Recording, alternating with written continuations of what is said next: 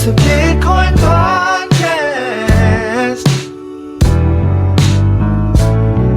The only one that's making your money is you. Listen to the Bitcoin podcast. So hold on and listen to the Bitcoin podcast. That intro never gets old. It doesn't. I really do love it. Welcome to the Bitcoin podcast. Today we have an interview with the doggo. What do you want to be called since you're not doing video today? What do you want to be called so I don't dox you? I don't know, Senior Doggo, Doggy B, or Fubuloubu, if you can pronounce that. I can never pronounce that. I stopped trying. Been around for a long time. We go back. How long is a long time? I don't know. I mean, I've been 2018. Oh, okay. we've been yeah. friends since then. Yeah, acquaintances, colleagues. Since the Conference. first security summit that we did. Yeah. Oh, you go to security. Those are fun. So he was. So fun fact, we are admins / co-owners of all of the assets for ETH security. Oh, okay. We don't do anything. It's kind of a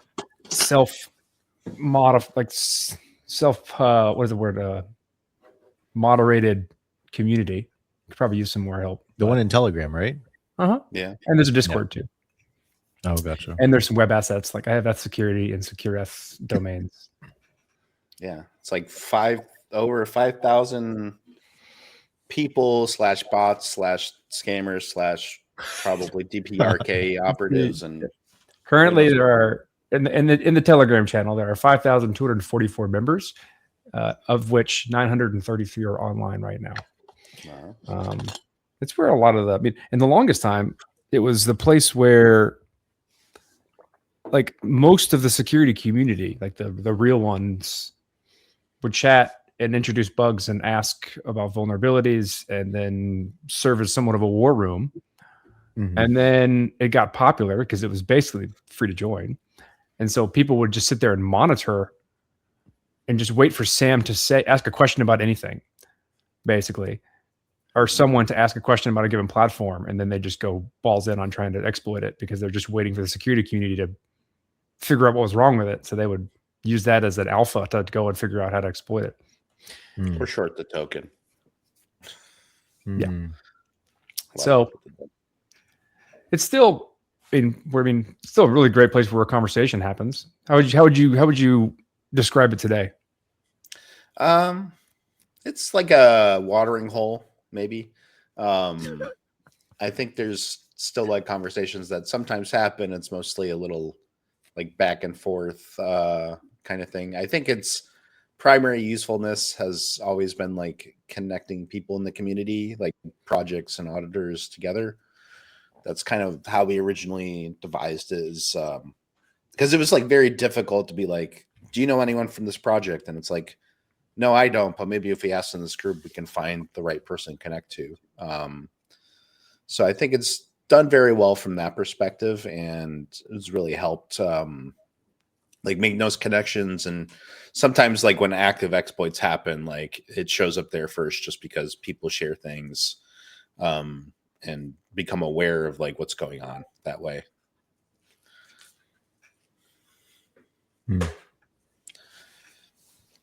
Reasonable. Yeah. I've seen some pretty good arguments in there too. A lot of arguments. I tried to like spend some time on it. I don't know, a year and a half ago, whatever, trying to make it a little more formalized and neat, because right now it's just like a single Telegram channel. It's just some days are just a wall of text and you get lost. I made a Discord, a bunch of channels. Nobody liked it. A lot of spammers didn't get moderated. So Discord still exists, but no one really uses it that much.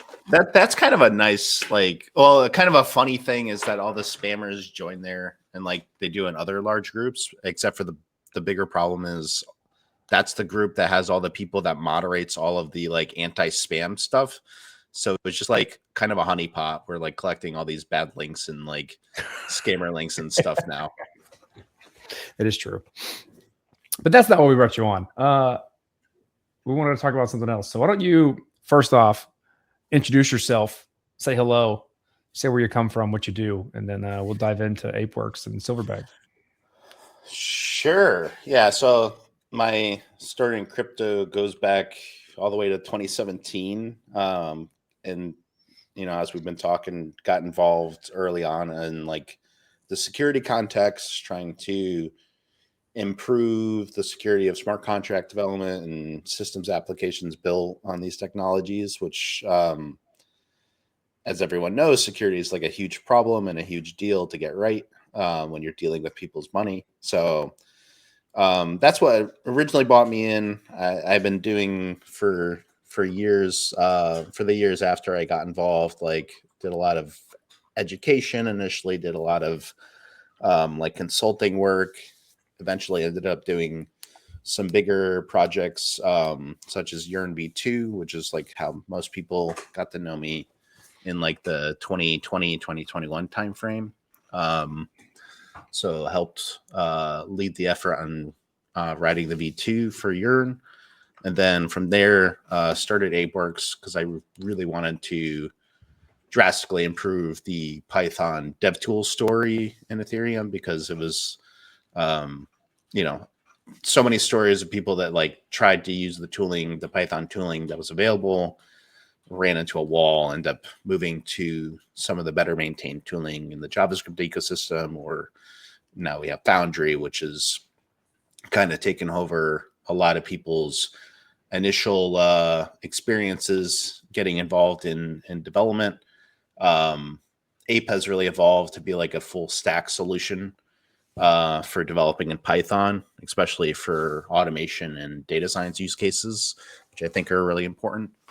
And from that, we built a newer project. This was a couple years ago still, but a newer project called Silverback, which is like a very easy to use automation framework. So you can like design bots and stuff really quickly and easily, and kind of takes advantage of Ape as a infrastructure framework to build around. So you get all the plugins and stuff for free. You get all access to like different Ape signers and all that kind of stuff. So you can run it in the cloud.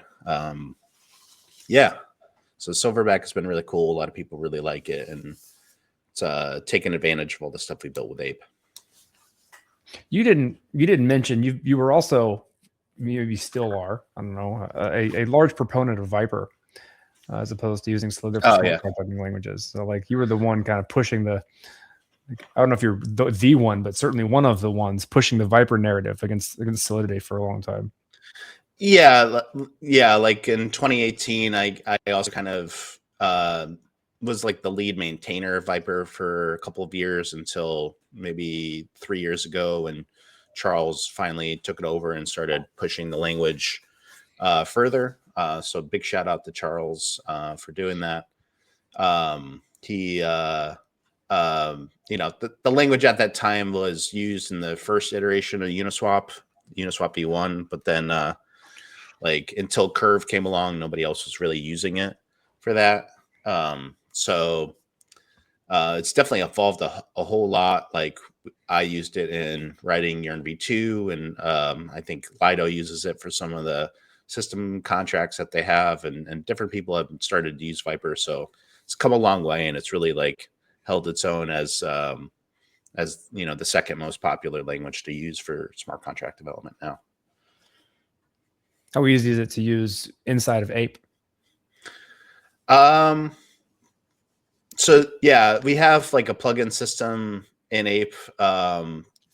We support both Solidity and Viper, but I really wanted to kind of be Viper first with a lot of the documentation and tutorials we were doing. So there's a little bit of a preference for that, but it supports both pretty easily. And I've been trying to develop even more functionality into the framework, so you can do things like Foundry style tests and fuzzing and stuff a lot more easily.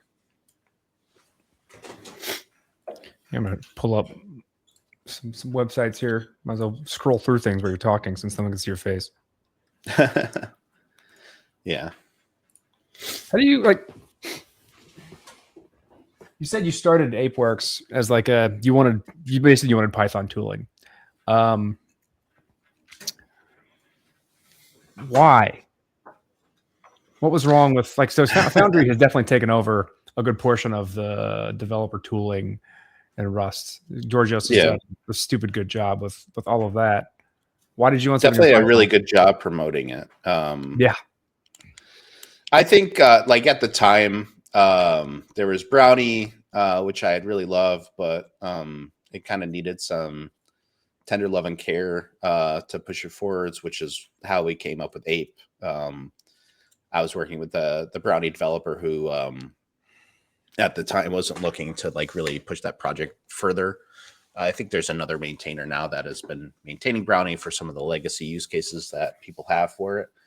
But at the time it was like Hard Hat, Truffle, which now Truffle's obviously not there anymore. Do you remember Embark?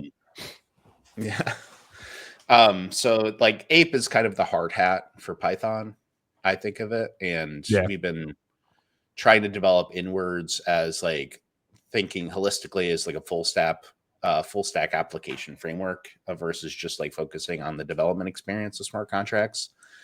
But there's some pros and cons as well. I think the primary issue that most people don't consider when they're like 100% Foundry workflow is that you're not actually replicating the like live experience of integrating with the smart contracts on a real, blockchain. Like everything is done in Foundry tests and Foundry scripts, which execute within the EVM context and don't necessarily replicate the experience of like going on Etherscan or like actually interacting with it, right?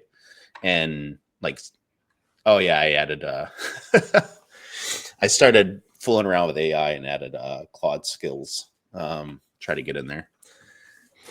But yeah, so like Ape replicates the entire experience of using it. That's why it's really been amazing for like public on-chain stuff and bot development and all this kind of things that we built around it.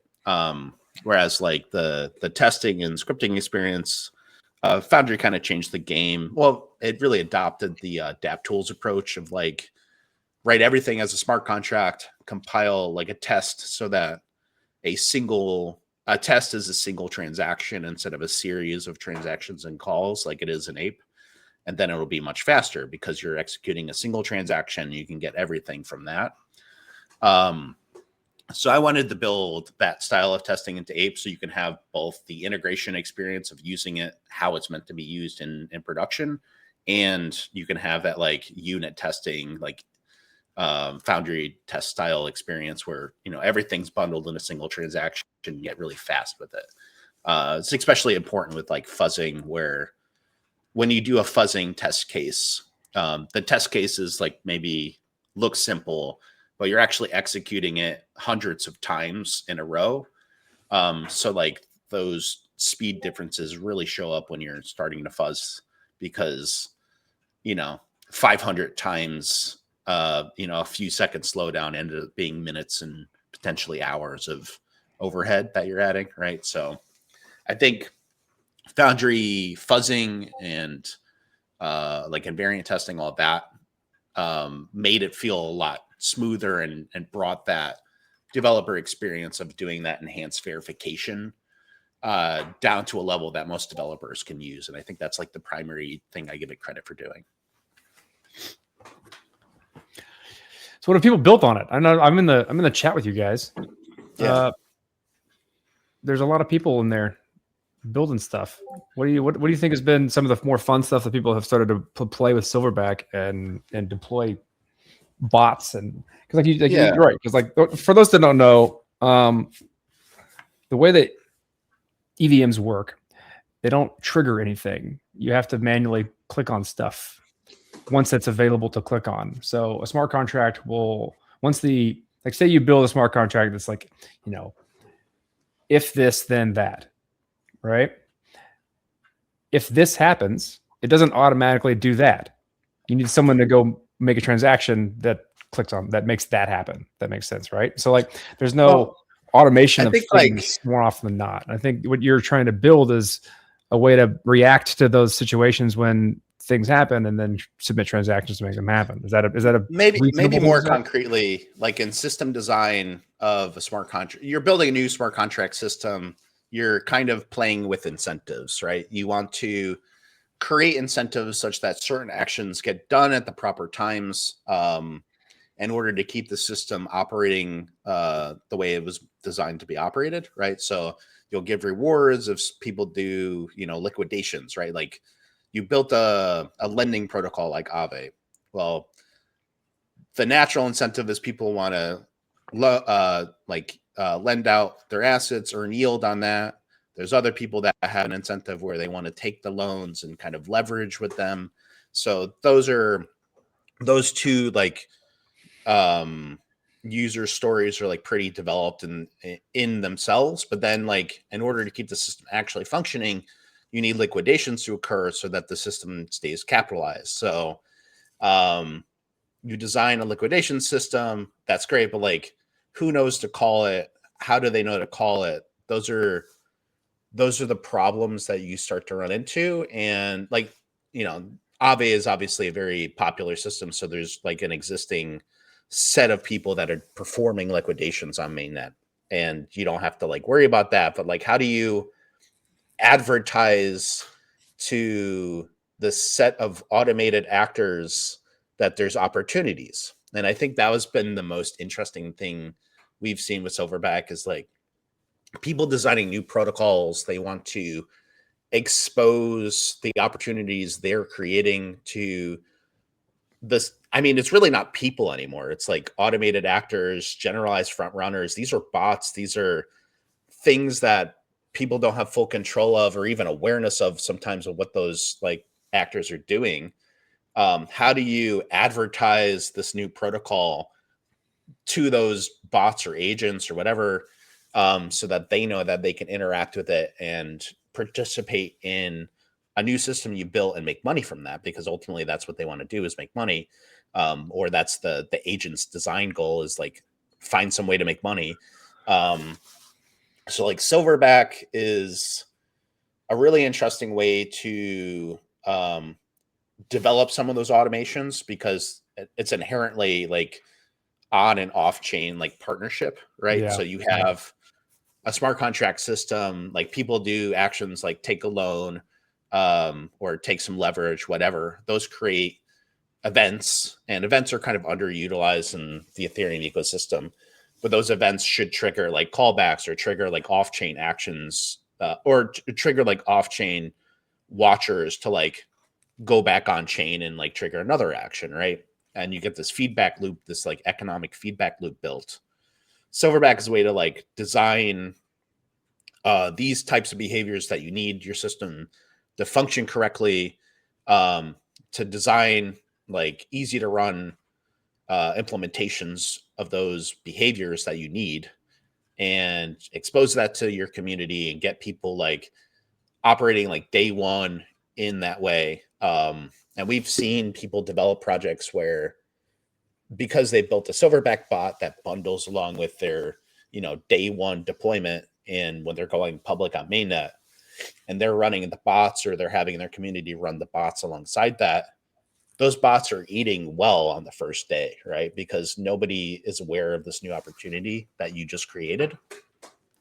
And then eventually the fact that your bots are eating well starts to attract attention from other more generalized actors in the system that are just watching for any opportunity, and then it starts getting them involved. So you start to get better activity on this protocol you just launched without doing a ton of Twitter marketing and all this stuff to get attention of the people that are no longer actually the ones who will interact with it, right? That's what you mean. I'm trying to think of an interesting way of would you imagine it's most useful to in conjunction of building some underlying protocol that enables new opportunities on chain for people to do things, to deploy a number of bots alongside of that do those things, right? Because ostensibly you're not building something You're not building some project on chain that doesn't fit in somewhere. Yeah. Like there's a purpose for it. So it would make sense to build a bot that does that purpose, that automatically starts doing it the moment that you go live, correct? Exactly. Or it even serves as a template, right? So like maybe you build the basic version of that behavior that you want to see done, and you have this bot serve as a template, and somebody else could come along and riff on that bot and make it better, or find more like more niche behavior for them to optimize into. Some cases it's just the generalized, making it like it's like the dark forest analogy. Like imagine you created this new protocol, you put it in the dark forest, nobody's aware that it exists until you send that screaming piglet running through the woods, where it's like, oh, these animals can now see this pig running around, right? Yeah. It's a great way of like showing to the community of potential users that here are a number of examples of using this stuff in different contexts. Take that. Yeah. One, these are just good examples. Go do them if you want. Or two, use this as an example to then fit into your niche. Yeah. And there's other examples too. Like you can use it for your own monitoring purposes. Like let's say you want to monitor the activity of your protocol. You can build a bot for that. You have like an alerting bot, or you can have like a guardian bot. Like if it sees some sort of bad activity happen, it can like trigger a stop or something in the protocol. Like let's say you're early on and you want to have that kind of thing. It could also be like a part of your infrastructure. Like some people have used it for indexing use cases, which are popular, and there exists other tools for that. But Silverback kind of bundles it all together. So you get, the ability to read and listen for events. You get the ability to act and interact both on chain and off chain. Let's say you want to update a Telegram group. It's very easy to do that in Python. Let's say you want to ping Discord or send a tweet. You can do that with Python pretty easily. So there's like many ways of like bundling the on-chain and the off-chain worlds together so that you can get like more like more full feeling applications, or like more reactive applications to user behaviors using the system. You'd said that you like this particularly for like data science use cases. Yeah. Why?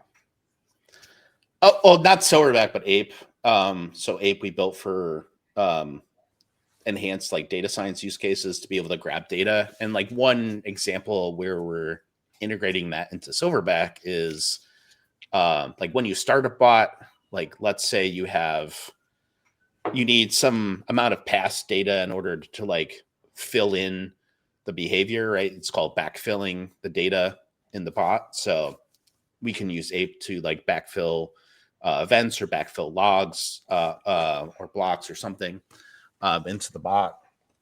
And then eventually wanted to introduce a back testing functionality into Silverbacks, where you can take your bot and run it across like, let's say 1 million blocks in the past. Like you want to see what the performance of this bot would be over 1 million blocks of data. You can kind of run that back test on the bot, see the performance, see if like you're improving or reducing the performance by making a particular change. Like those are the kind of things we want to add using Ape as like the data system to grab that.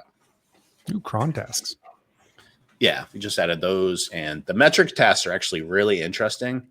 So we've had metrics in Silverback for a while. Metrics are basically just when you return something from a function handler. You have different ways of naming the metrics that get produced. But basically, metrics are numeric signals that get produced by running the task. And then we introduce something called metric callbacks, which is when you produce a metric, you can have the runner read the metric and decide to execute another task based on that metric. So when the metric is produced by that task above, the current price task, that metric can trigger an action on current price that will do something else. And more interestingly, you can add filters. You can have like greater than, less than filters on on that sort. Let's say rebalance the pool when the delta gets above 0.05, right? So you can kind of have these like very interesting reactive workflows using metrics, and that's been really, really cool. And I've used that in like my trading bot scenarios where every hour I measure the price, and then off the price I measure RSI signal, and then off RSI signal, when RSI is above 0.7, I'll do start to sell. When it's below 0.3, I'll start to buy, like that kind of thing. It really gives you like whatever logic you want. If this happened, it's if this then that for crypto, right? Yeah. And have you ever Yeah, seen? and you can have it trigger Telegram updates like, Yeah. oh, like here's an opportunity. Like it doesn't necessarily have to do on-chain actions, but the fact that it can do on-chain actions, it can like send calls, send transactions. Yeah, you just even- built that Yeah. connectivity and contextual awareness, right? Like the ability to get the contextual awareness quickly via Ape into this, so that you can react and then do additional on-chain events accordingly, right? Yeah. Have you, like, in the process of building all of this, have you pulled inspiration or guidance, knowledge, wisdom from the platforms that do this type of stuff, just not on chain?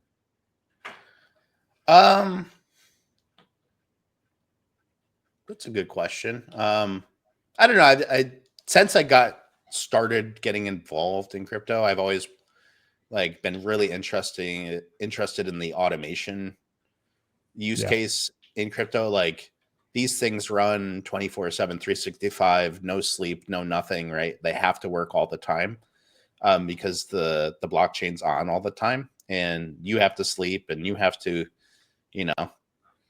live your life. You can't just be sitting there on online all the time, right? I tried. So Didn't work. yeah, it doesn't work very well, at least not for a long enough period of time. So like this is my attempt to like introducing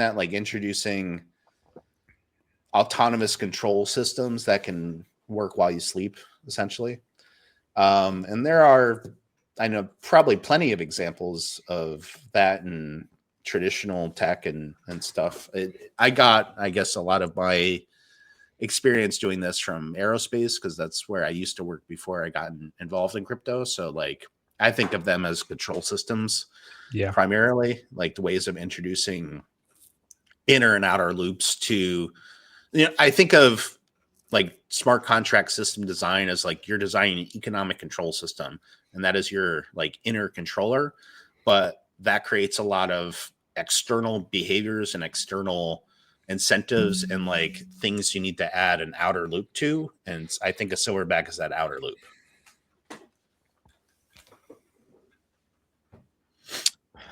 How's the web app? Can you show me some examples of like people, like what the dashboard would look like, or people playing with? Because you have like a cloud platform, basically. Like, where do you deploy to? You just deploy to Apeworx eventually. Yeah, the front end design has been a real work in progress. We have cloud for this, man. Yeah, so it's getting there, but you can actually use almost the entirety of the platform from the command line using the Silverback command.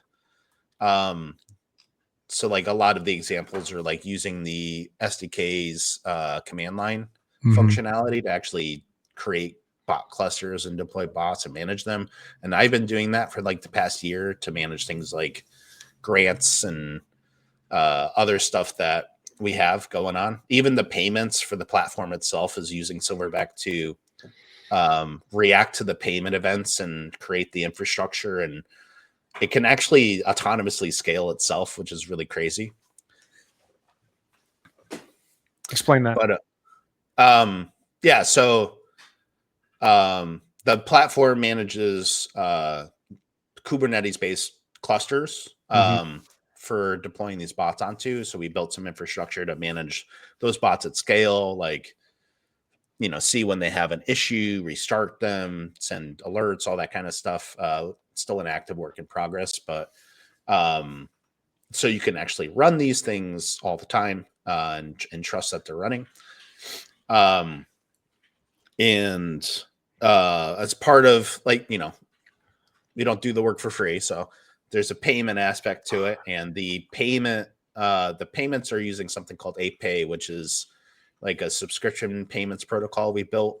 And then basically we have Silverback bots that listen to these payment events. Like when you create a new stream, you update a stream, you cancel a stream, those trigger actions on our infrastructure for Silverback, where let's say you create a new stream, it responds by creating the cluster resources to give you access to run more bots, right? And over time, like it can, like right now today, if you wanted to create an hour's worth of time on the product, we can it'll get started. I won't have to do anything. It'll just kind of work in the background, and that's that, right? Oh, boo. You got to sign up. Yeah, I might do that right now. I was gonna ask. What can you pay in? Is there like Stable coins right now? Oh, nice. Okay. Yeah, nice. So we have 3 deployments of Apay on Optimism, Base, and Arbitrum, which have been our 3 most popular networks that people use Ape on. And we're still building the functionality that I think justifies the price, because that's some feedback that people have given us. But like right now, you can pay for just an hour if you wanted to try it and like really get fooling around with it. And eventually, like the idea would be something like this, like a WYSIWYG kind of editor. I'm going to take credit for that, by the way. If you end up building this, I'm taking credit. I'm taking credit for it. I told you. I'm actually going a step further, and I don't want you to have to build anything manually. I want you to talk to the computer and tell it what you want and have it figure it out. That's where I'm trying to get. I don't know if I'm trying to think of the right infrastructure framework for that. So what's the best context to provide an AI such that they could do that quickly? I know your skills are an attempt to do that. A step in that direction is that you just hook up some MCP server or give it a skill or whatever the current. So we have an MCP server for the platform, so you can connect to the clusters and have the AI like manage bots, deploy new bots, and all that kind of stuff. I've been using that as well, but that's for like managing and deployments. The skills and all that stuff is still like developer focused. How do you make new bots, and how do you make bots that do what you want? Since I think like what most people have learned is that LMs are really good at writing code. So if we can like constrain, if you could give it the right context and constrain it. Yeah. So eventually the idea would be to have a store, because you might not know what you want, but to have a store where there are pre-published bots that do certain things you might want to do. And then you talk to the computer, and the computer can have an MCP tool that searches the store, gives you some bots that you could run, and it has some description of the bot, like what it's kind of like a skill thing. Actually, it's like loading into context, like this is what this is good for, this is how you use it, like that kind of information. And then through that conversation with the bot, you say like, oh, I want to do an arb trade on this, and it's like, okay, well, here are some options.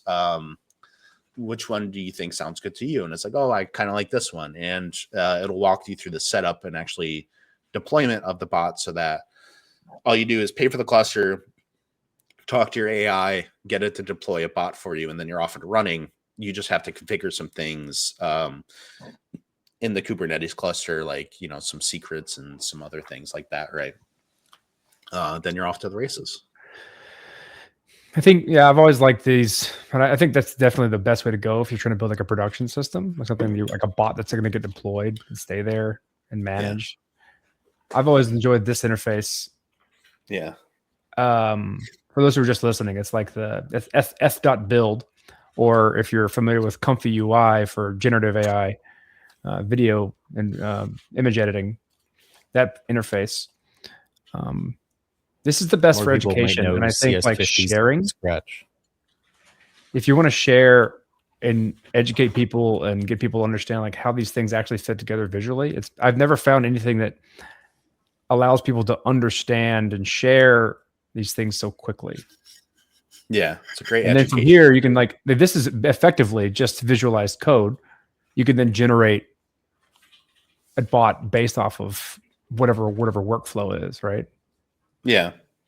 Yeah, this could be like a way to do it. I think even like some of like Claude Code works. Like you just give it context and it uses our docs. It uses the skills that I've been fooling around with. Like it uses all that stuff to get you, like the proper code that you can go try. It's still like very developer focused. You got to know if it's doing the right thing properly. But that's the idea, is like to help a little bit more educated developers like build like unique and interesting bots. There's a store for them to publish. There's a way to buy the bot through the store, buy access, or rent the bot, I guess is more appropriate, like rent the bot from the store, run it on your own bespoke cluster, and then eventually you would have like a profit sharing type deal set up with the platform so that there's an incentive to do that. I mean, Do you just ever look play at a RuneScape? skill. Go ahead. Say that again. Do you ever play RuneScape? No. Okay. Yeah. I've had conversations with Corey about the automation to create the black markets in video games, and RuneScape had a pretty. They went through like several changes, but they had this bot called RS Bot. It was like a bot written in Java, and they essentially had a store where you could buy and sell scripts that were written for particular resource harvesting efforts. Yeah. Written by other developers. And there was like a starring system, so you could see what was most lucrative, and you could see like the conversion of the in-game currency to real dollar value. It seems like I haven't played with it. Again, I haven't Very played with similar, Silverback, but yeah, it's like a similar like sort of automate extraction, but this is like a more generalized automation tool. But it seems like as you and said, there might be some developers that develop like some generic behavior, like you want to do an art bot, you want to do something with Uniswap or something where it's like generic. And then I think there is a great use case for a protocol. You're developing a new protocol and there's some things you want done, like liquidations, and there's a pretty easy way to get involved in doing that. And you just would publish it on the store, and maybe you don't even charge anything, right? It's just there on the store. People can use it easily and for free. And that gives you, value to your protocol. It gets people using your protocol. So it's just a way to make that accessible to a non-technical user base, right? Very easily and very safely. And I think ultimately, like that's a really nice way to scale the ecosystem, because a lot of the stuff these days, and has been for years, a decade now, is very developer heavy, very like if you're not a developer, you're like a heavy user, you're like a power user, and you know things that most people are not going to know. So to make that available to others, you kind of have to package it really nicely, right? Yeah. And even this AI stuff, it's like a lot of the AI stuff, you're still like giving people too deep access into it to like really get it done right. Yeah, you have to like pre-chew their food for them to give them the best experience, so they word of mouth share like, hey, this was a great product. That's why I like. That's why I like no no-code solutions so much, right? You just look at it visually. Like you can go as deep as you want. You can code, and that's why I think that's why in-and-in has been so popularized. Yeah, because they were able to provide all this utility in a way that makes people who aren't the deep, like these specialists that aren't developers, they know of opportunities, but they can't code things themselves because they're just actively looking for those opportunities. They can then at least explore something, get it most of the way, if not all the way, through no-code solutions, and then share it. Yeah, and I think the best no-code solution is talking to your computer. Touche. I want to try that. We are on the path to that, but it's more expensive, I guess. I mean, it's very expensive. It can get expensive if you just willy-nilly go after it, right? Even if you just use the max plans, what, $200 a month for the various ones? No, max. I've had really good 100. 100? Oh, is that it? I've had really good results using just Claude Desktop with the MCP tool for managing the bots with the $20 a month tier. Yeah. Like, okay, it's worked very well. Like I ask it, you're connected to the cluster. Tell me how things are going. and it goes and does the MCP calls to tell me the status of the bots. If there's a issue with one, it shows me a summary of what the log information is saying. It's like, hey, this one's got a problem. I think you need to go fix this. Like, it's very good. Where is this MCP server? The Silverback SDK, all the way at the top there. Oh, just the SDK. Yeah, it has an MCP in the CLI for it. So Just just search go all the way Silverback. up. You have to go up. Yeah. Right there. This. Yeah. So if you go in there, go into Silverback, and then there's cluster, and then in there is MCP. Well, I'll we be just- damned. Export that. So like once you have to have a cluster set up for the MCP to do anything, because it talks to the back end of the cluster. Okay. But yeah, like essentially just streamlines a whole lot of information about how to properly integrate, and you can start bots, stop bots, either logs, update them, remove them. You know, like it has full authority over the bots. It has less authority over configuration, like variables and like how to access things, which will kind of streamline in other ways, so it's less dangerous than like randomly exfilling like API keys and stuff. Yes. But yeah, like that's the idea, is like the Silverback SDK has been really great for local development.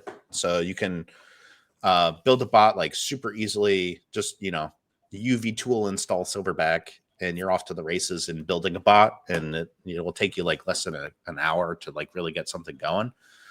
And then once you're ready for that, there's a build command, which allows you to containerize it. We also have all that. GitHub That was really action. nice. You can just generate Docker files for it. Yeah.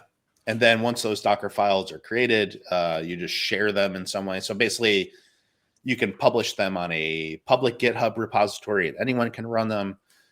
You can publish them on your own, you know, private GHCR. And then if you add credentials to the cluster, you can access them. Eventually, the store will be like a semi-permissioned system where it's like the store is a private registry, so that you can control access, but like it's public because it's like always each cluster has access to that, right? And then just like the payment will give you access to running bots from there if the payment's required for that particular bot. That needs more thought. But once you set up a cluster, you can set it up all purely from the command line. I think you have to initially sign up with the product through the front end. So you have to sign up and then create a workspace that way. But after that, everything else you can do for the command line, which is good for developers. Then obviously we'll make it more accessible to like non-technical users as we get more of the features built in. Yeah. I guess stick to your core audience first. What's that? Yeah. For that part, like where are you all at? Like what are you trying to do? Like where are you at? And I guess product development, organizational development, like what are you trying to do at this point? What's your next milestone? Yeah, so for Silverback, trying to get the UI framework up and running so I can actually like very quickly iterate on changes with that, so that it'll look nice and clean and cohesive and not a mess like it kind of feels like right now. You know, it serves the goal of getting you signed up, but I want it to be a nice experience, and an experience you can use on the fly on your phone or whatever, right? That's really the goal. Mm-hmm. And then real-time dashboarding is kind of the next actual feature we want to add there. Like you mentioned, like you want to see the metrics of the bot as it's executing. You want to see, you know, is it making money? Is it not? Like those are the kind of information you need to see from that dashboard. And then once we get that real-time dashboard working, to the store and like exposing your bots to other people and making, you know, an economic incentive to build the bots, right? Are you going to do like that through some sort of profit sharing? Like if other people run your bot or like rent your bot? Okay, got it. Yeah. So like everyone will have like a profit sharing. Like if your bot gets used, everyone will have like profit sharing. Like certain bots you could charge, you know, in addition, like everyone you can share bots through the yeah. There's a lot of variety to it, but you could have like anything that's public, anyone can run, you know, Kind of like for a free. WordPress store, right? Like you're like, what, Yeah, we're doing templates or Yeah. themes, right? You can either get Yeah. your own theme or you can buy someone's theme and whatever, that type of shit. But for bots, yeah. Do you And then ever eventually you try could the? have Oh, sorry. Go ahead. you can have like more interesting payment models in them too, like the operation of the bot. You could charge like a like a management fee or a performance percentage of fee performance inside fee. the Yeah. bot. Yeah.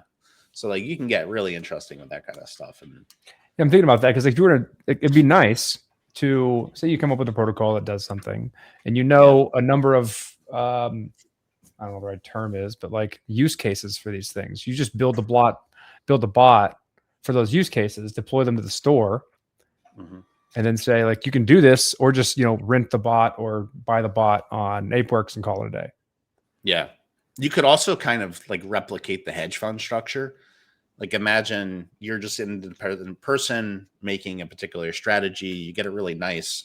You slap your little performance fee on there, and then like you make that accessible for anyone to run. So it's like you can kind of outsource the strategy development in a way. And then like as a fund, you might be just curating those strategies built by other people, finding the ones that you like, monitoring their performance. When the performance gets bad, like kick it out, find a new one, like try to control risk and all that kind of stuff. Like the stuff you get paid the management fee to do, like that can just be your job, right?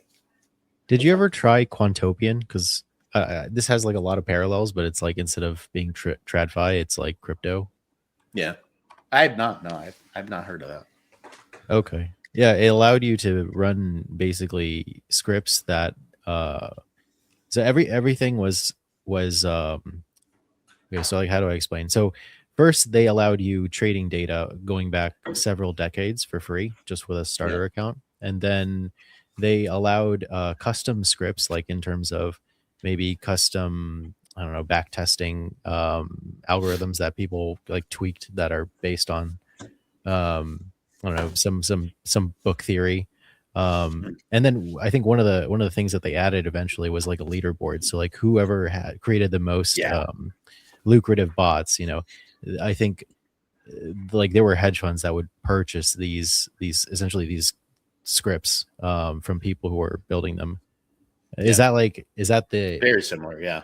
Okay, got it. And the leaderboard concept could kind of be integrated into like the bot store, right? Like when you go to the Google store, it's like, here's the top app of the day, like 1,000 downloads. It's a similar thing you can do.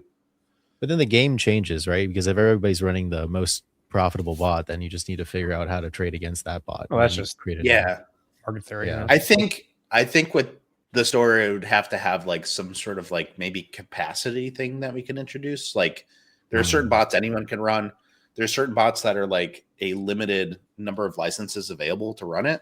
And it's 50 or 100. And you could do like some more interesting like NFT pricing for those or something. You can get fun with it, Yeah, it's you really just you're subjugated to the limits of paying for things in the blockchain, which is basically open in this game. You can do whatever the hell you want. Yeah, it's interesting. I was just thinking about something about, but that's also like it doesn't always have to be trading bots, right? There's a lot of cool things you can do.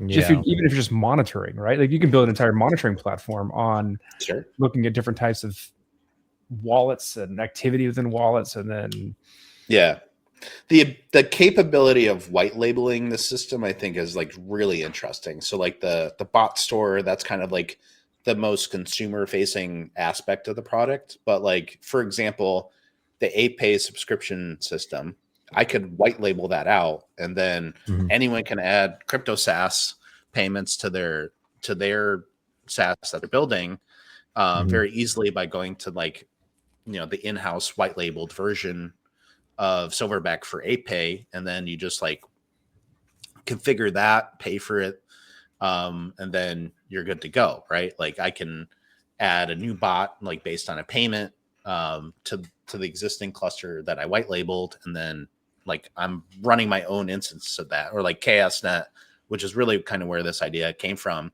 could be another white labeled instance of Silverback. And it's like you're creating a bespoke cluster to execute that simulation for like a couple days to a week, right? You're like deploying hundreds of bots at once to like perform your like beta test of your entire system integration. Like there's these different aspects that can be done with it. I've thought of several use cases for that. There's like, that is a very interesting like developer use case for the product, like to be able to kind of white label your own instance of that to like grow and scale dynamically and do dynamic payments and all that kind of stuff, you know? Mm-hmm. All right, man. Let's wrap it up. Coming around an hour at this point. Is there anything that you wish I would have asked you wanted to talk about that I didn't? That's a good question. No, I think we covered a lot here today. Just yeah, if anyone's interested in trying it, it's free to try. Silverback is just one-click download, UV tool, install Silverback, good to go. You might have to add some extra plugins. There's ways to do that with UV, but we want to make it like one-click install and get ready to run some bots really easily. Cool. How do we? I'm in a insiders channel with people who are playing with this. Is that something that's relatively closed, or is that something people can join if they're willing to like give feedback? I say, for instance, they download, they try things. Where do they give you feedback? Yeah, that channel's been great. That's open. We're trying to keep it to the people that are just actively doing stuff. So please join if you're really wanting to play with it. Can you send me an invite? Because I'm going to start trying to use this for rebalancing the LP Oh, absolutely. on Uniswap for I'll our send you one now, Jesse.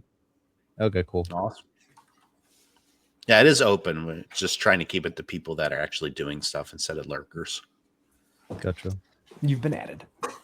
My question is what you do actually difficult, and you can interpret that however you'd like. What do I do actually difficult? Yeah, is what you I guess is what you do actually difficult. Yeah. So like we get a range of people who are in crypto as developers, people who are, really, really random people. Like I tipped off a lady who what happened hilarious. the other time? Yeah, what was that situation? I don't remember, but like she took offense to the fact that like what you, because like the original form of the question was like, is what you do hard? Yeah. And she's like, what do you mean? It's like, yeah, is it hard? And she's like, fuck you, almost. Like, I think she was like an influencer. I think that was the problem. And yeah, because what she did wasn't hard. And so like, yeah, I think it's hard. Sometimes I think it's too hard. Like doing an open source company is hard. Trying to push the entire ecosystem to use Python more has been hard. But worth it and rewarding. There's been so many people over the years that have just complained about the state of Python tooling, and I think we really helped on that. Building a business in crypto is hard because there's so few moats, and it's like you talked about the data and like backtesting with that traditional quant framework, right? Yeah. All the data is accessible open source in crypto, so it's like that's not really a moat that you can easily have. So trying to build a product where it's like not purely extractive, and we're trying to like do the hard parts for people so that they can focus on what they're interested in doing the most, right? Like that's I think a winning strategy for a winning product long term is like not feel extractive, feel like you're adding value to their experience. But doing that is really, really hard. And sometimes the people that do best in business are the people that are the loudest. So I struggle with that a lot. I'm a bit more quiet than most, I guess. yeah, you are. All right, man. Thanks for coming on. Really appreciate it. Always good to hear from you. Don't get to see you this time though, so I guess I'll have to see you win. DevCon? Yeah, I don't know if I'm gonna make it to the next one, but I missed you at the past one at DevConnect in Buenos Aires. I didn't go there. I was in Spain. I know. I was Yeah. looking at you at that status event. I was looking for you. Oh, that's right. That's right. Yeah, I wanted to be there, but duty it was calls. great. You missed some great steak. I'm sorry. Yeah, well, I had pretty good steak in Spain. It's not bad. But yeah, so we have a number of Python developers who already do this, and they've been waiting for this episode so they can hear more about it. I'll try to stick him on it as well and give him feedback. Jessie has ideas. I have ideas. I'm gonna try and just get people at Logos to do some of this stuff for some of the more like monitoring stuff that we care about. But even thinking about, I think deploying something and then building bots that show the yeah example use cases of those deployments is really an interesting idea. Yeah, I think the hardest part is it's a little abstract and a little difficult to explain the power of the system, like why you should be interested in it. And that's another reason why I've been doing a lot of this like AI and like skills stuff is like I want it to be able to like rapidly prototype a demo for me. Like, oh, it would be cool if it could do this and have it just like one shot that example. And it doesn't have to be complex. It just has to show like what you can do with it. And I think that'll drive a lot of power of like, oh, I don't have to sit here and fiddle with this for a week. It can do it in an hour. That's amazing. You know? That'd be fun to do a follow-up once we have a couple ideas on that working, you coming on, and then us trying to one-shot ideas and making it on screen and seeing what happens. Yeah, like mob programming. Like all of us just yell at the bot until it does what it wants. We just stream like a vibe coding session of building Silverback bots. I think the problem is you need some sort of middle layer of meta tooling, which is what a friend of mine started building, and then like uses Playwright and basically MCP server with another LLM like GLM, so that it's like the second pair of eyes. So there's like some sort of recursive loop where one is doing the most of the development, and that's like Claude Code Opus, and then the other one's kind of doing like supervising checks and tests. So it's just I think that meta tooling layer, if you can do that, you have a chance at one-shotting as close as you can. Yeah. I've been really focused on improving the docs, improving like skills so that it can get high quality results quickly. Like that, I think that's really important for our entire stack is get high quality results quickly with it. Cool. Yeah, let's do that. Let's plan on that. Look forward to next time. It'll be fun. Yeah. All right, man. Appreciate it. Yeah. It's good chatting.